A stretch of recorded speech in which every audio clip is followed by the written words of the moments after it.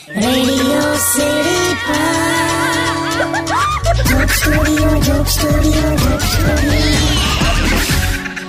નમસ્કાર, આદાબ, સત શ્રી અકાલ, જય શ્રી કૃષ્ણ. હું કિશોર કાકા રેડિયો સિટી જોક સ્ટુડિયો પર અત્યારે લાઈવ બોલી રહ્યો છું.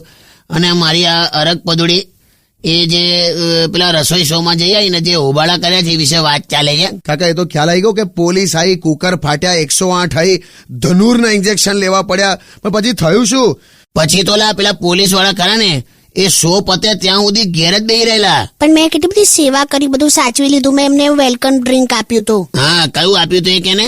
રૂ અફઝાની કડી. બોલો. એ તો હવે તડકામાંથી આયા હોય તો પેલી આમ ખાટી મીઠી ઠંડક રહે ને. હવે જે હોય તે, પણ ખબર નહીં એ પીધા પછી બધા સુઈ જ ગઈ લાલા. સીધા સાંજે ઉઠ્યા, તે સાંજે ઉઠ્યા ને તાણે ભજીયા મૂક્યાલા, પણ કેટલા તેલ છે કે તળાવ એમ ખબર ના પડે. પણ હવે 60-65 કિલો માટે એટલું તો જોઈએ જ ને. 60-65 કિલો એની મને કોઈ ખાયલા સમ ખવડાઈને ભજીયા ખવડાયેલા. અને પોલીસ વાળા તો યુ નોટ બિલીવ, છેલ્લે રડી પડેલા. સાચું કહું છું, દિલથી કસમથી માં સોગન રડી પડેલા એ લોકો કે બેન રહેવા દો, આ નહીં પોસાય કે. અને એક પછી એક બધા કોન્સ્ટેબલ, ઇન્સ્પેક્ટર બાથરૂમમાં ગુડ થાય જ કરે પેટમાં. અને મેં જોયું, હા, બાથરૂમની બાબતમાં કોન્સ્ટેબલ અને સાહેબ વચ્ચે કોઈ સિનિયર જુનિયરનો સંબંધ હોતો નહીં.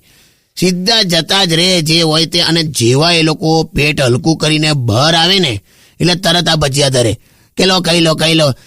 ઘણી વાર તો ભજીયાનું પેલું તપેલું ત્યાં બહાર સંડાસની બહાર મૂકેલું કે તમારે કઈ વચ્ચે જોઈતું હોય તો લઈ લેજો.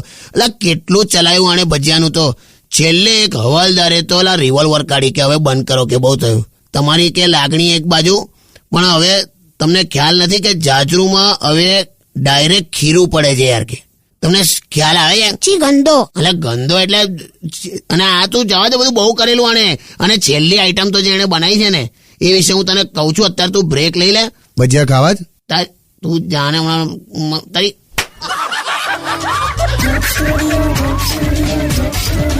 only on